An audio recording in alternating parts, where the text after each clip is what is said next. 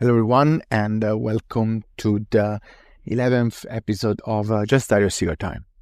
Today, I would like to discuss a topic that I believe is going to be key of what's coming in 2025.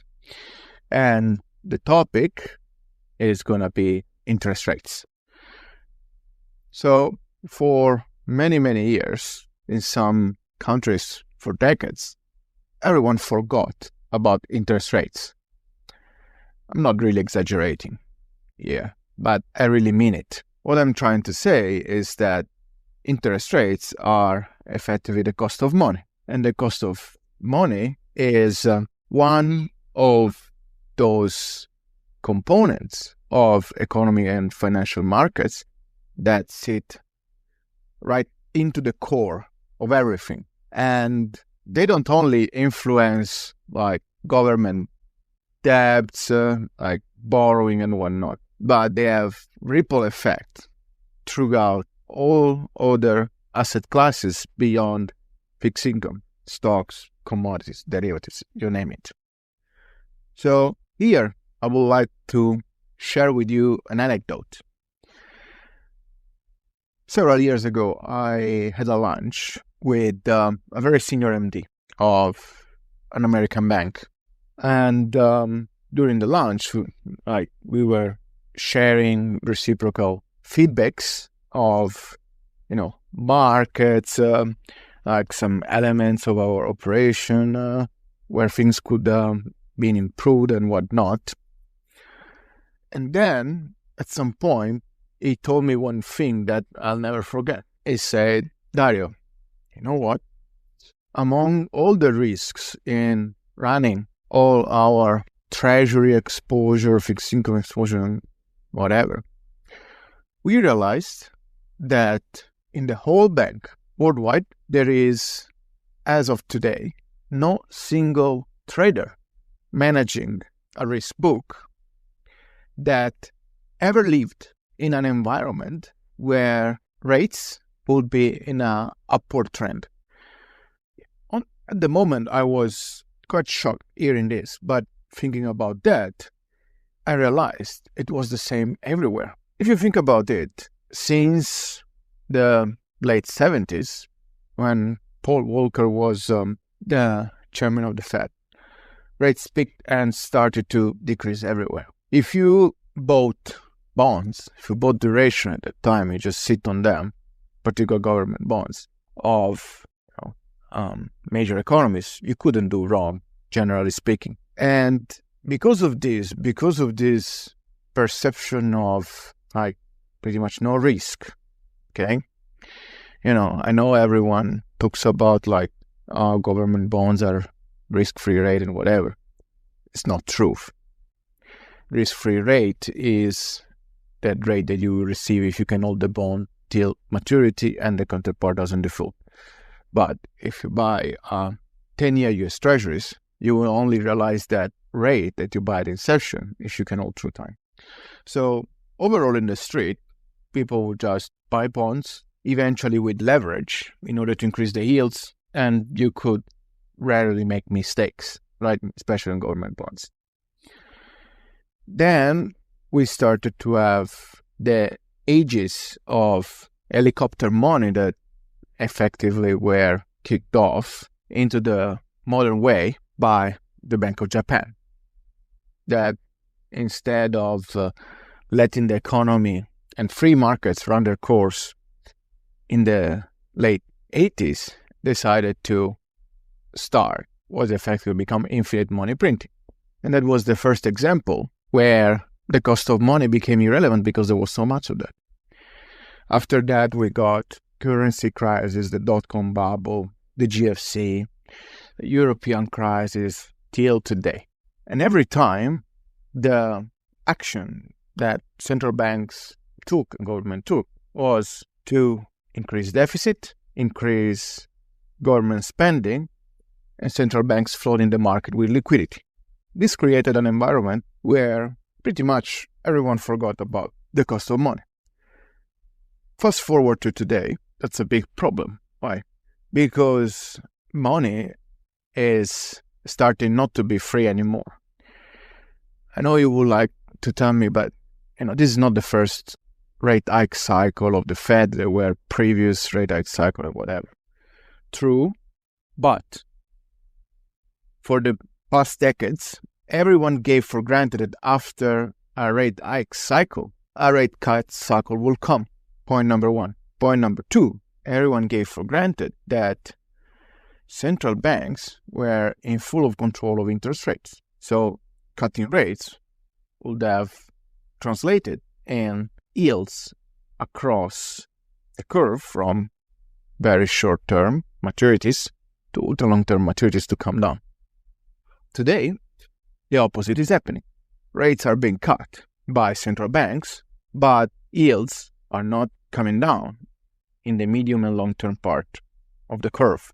I don't want to, repeat a topic that I wrote about in my article so many times, because it would be just redundant on why rates are increasing. What I would like to focus on today is the consequence of this movement and why paying attention to this is going to be very important in the following years. When interest rates behave in this way, the impact on markets overall is extremely significant. Why? It is extremely significant because you are giving much more relevance to future outcomes that, by definitions, are more and more uncertain the longer you go into the future. And these outcomes, translated in today values, can create significant volatility in asset prices, especially when rates are heading to a direction that is supposed to depress asset prices. So why are not stocks, for example, coming down yet? They just slow down. The reason is that rates aren't high enough yet. When everyone gives for granted that the S&P 500 will at least go up 10% in 2025, who would prefer to buy a 1-year US Treasury bond that yields a little bit higher than 4%? The perception of risk is so low that in the mind of an investor, it would be illogical, right? You're leaving money on the table. Volatility in the past years has been so depressed that even risk model of institutional investors are significantly penalized in these choices. So the people that are still bidding fixed income are those that have not much alternative to do so because of their mandate, because of their businesses, like insurances, like pension funds, and whatever, okay? However, they are not completely ignorant of the environment from one side, and on the other side, they cannot continue bidding rates down, right? Down to the core, it always comes to law of demand and supply. So if you have governments that keep increasing debt at this pace, now starting from next year, they will refinance debt at much higher rates. The cost of interests will increase.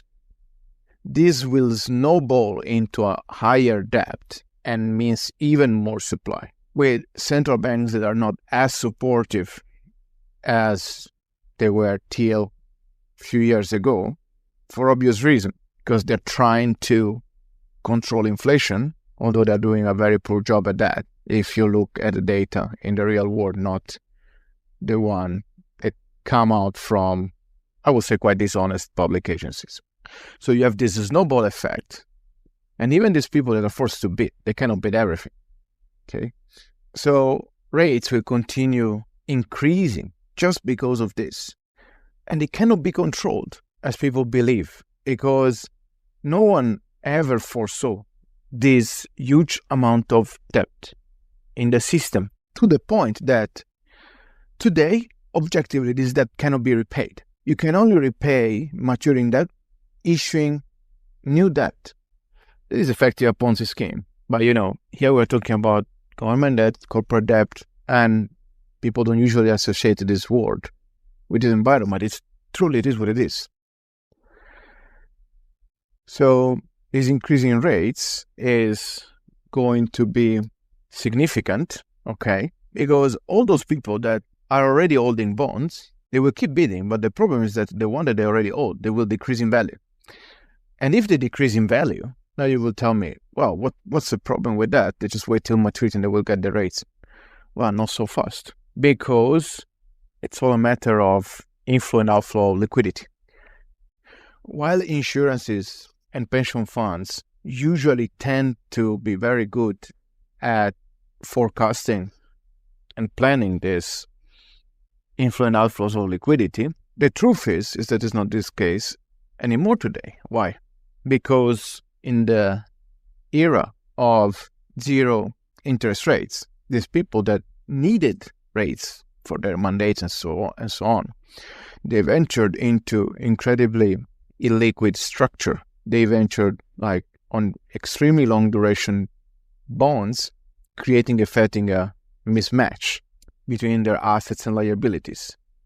They ventured into private equity, illiquid funds, and so on. They increased their exposure to stocks up to a certain extent. But the truth is that in reality, they are, on a mark-to-market perspective, more and more underwater. So you can clearly see that this is a huge part of the global financial system.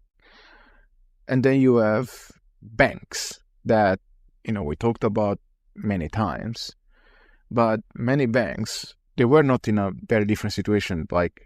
Think about COVID. They didn't have much opportunity to lend around their system, but they were flooded with liquidity. So what they did, they assumed that rates will remain low for a very long time, as central banks were telling them. So they just buy duration, sit on yield, and thought that they had zero funding costs and 1.52% yields on very long duration for an incredibly long time, and they would have been fine. The rather opposite happened, right? What about private equity? These people use a lot of leverage, and with the IPO market it is shut, that leverage will need to be refinanced at much higher rates, at 5, 7, 10-year duration. Who the hell knows? Do you realize that all I have described so far, both into the government debt sector and to the private debt sector, into the credit part, is effectively a snowball effect of debt that is compounding at higher and higher rates into an environment that is more and more saturated because people cannot keep pace with the bidding because the debt is growing at a much higher pace.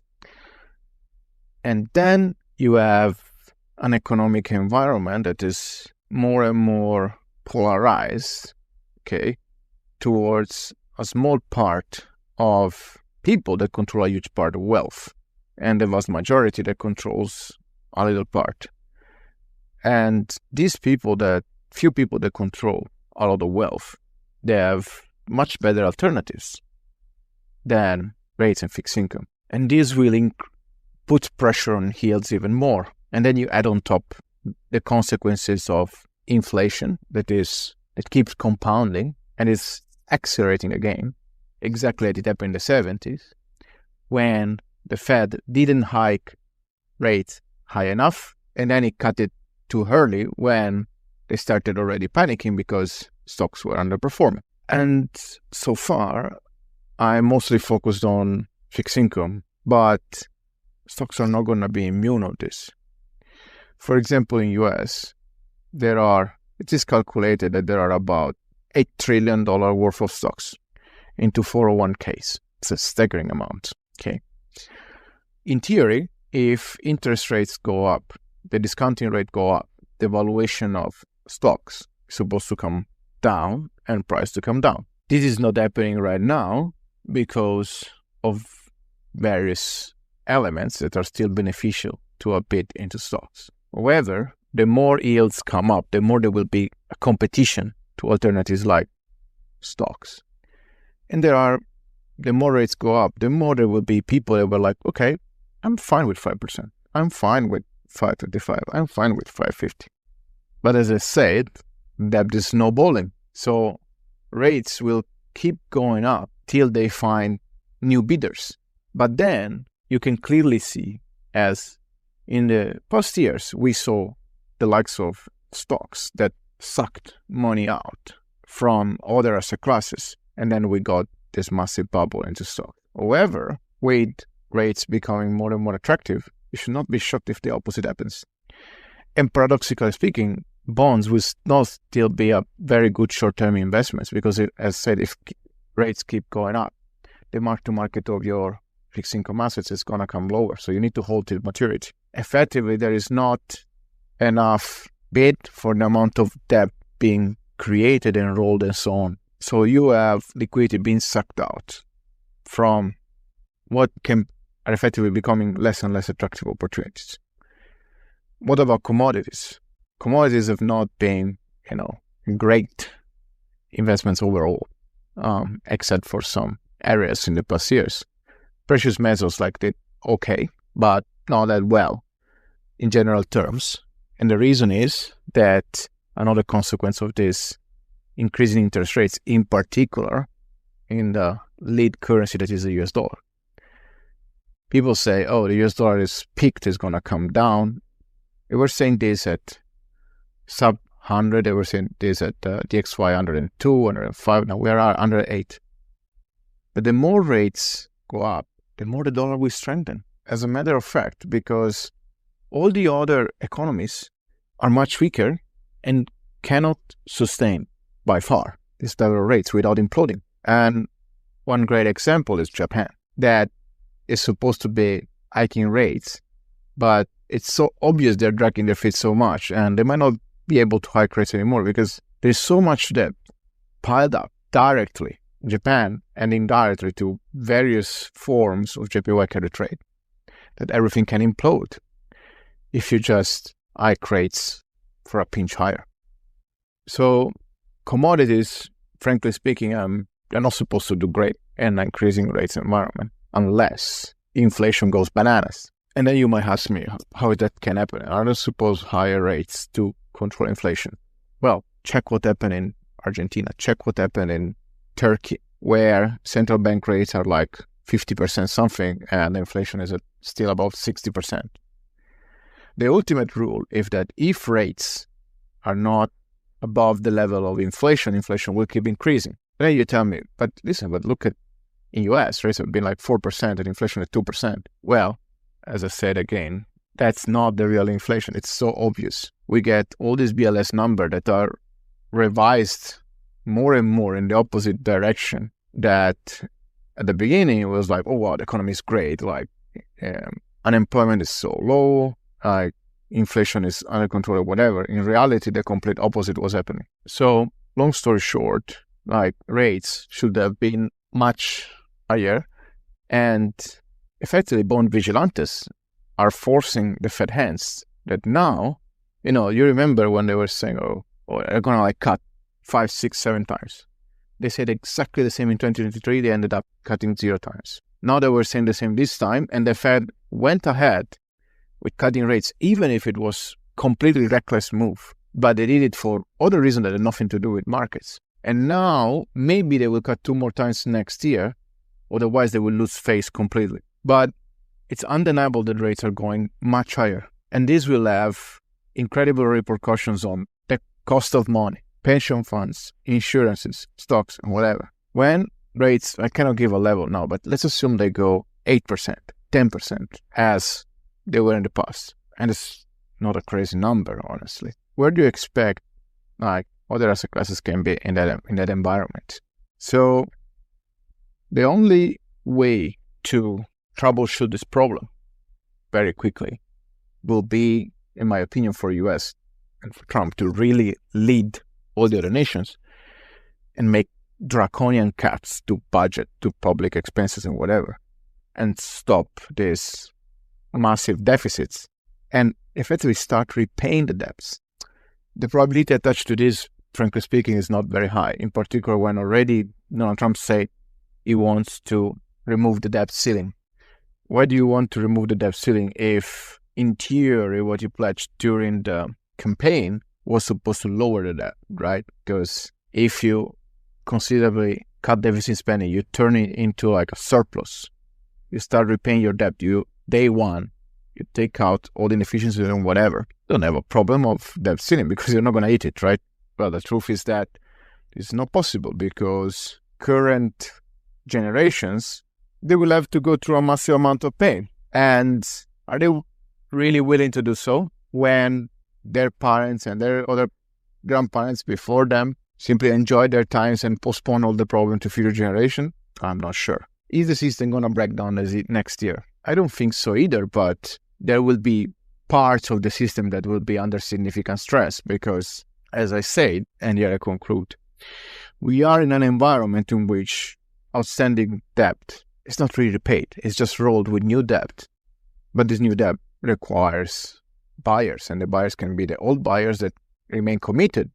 But if you need different buyers, you need to pay higher rates.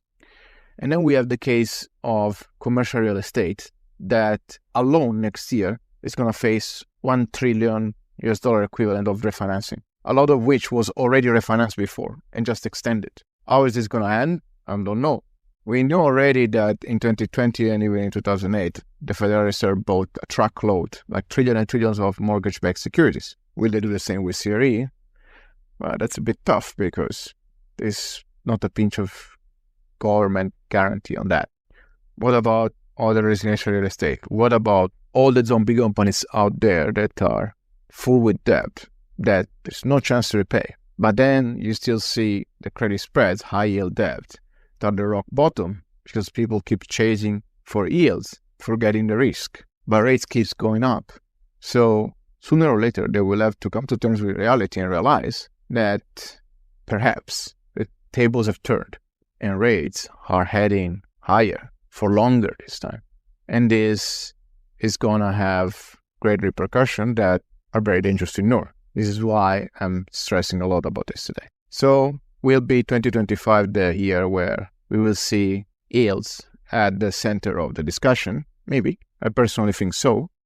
But eventually they might even be quickly overshadowed by the consequence of higher rates. And at some point people will even be shocked that central banks that have been piling up on losses into this very different environment that is not in any academic theory out there because no one ever foresaw this massive amount of public debt, this massive amount of central banks balance sheet, this huge amount of liquidity in the system, this reckless and inconsiderate use of derivatives left and right in order to harvest extra return with incredible ignorance of potential risks down the road because someone else eventually will take care of it.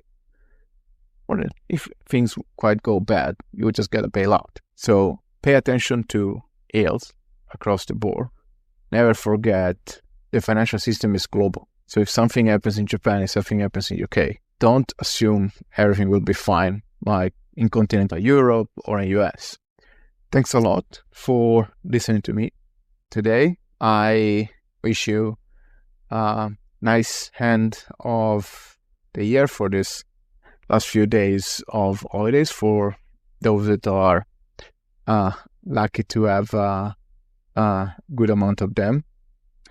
And all the best for the beginning of 2025. Thanks a lot for supporting me, for subscribing to my channel, for following me on X, for reading and providing feedbacks on my articles on JustDario.com every day, and for all your support in general that I really enjoy because it really helps me to grow, to learn, and to remain committed in helping you through these incredible times.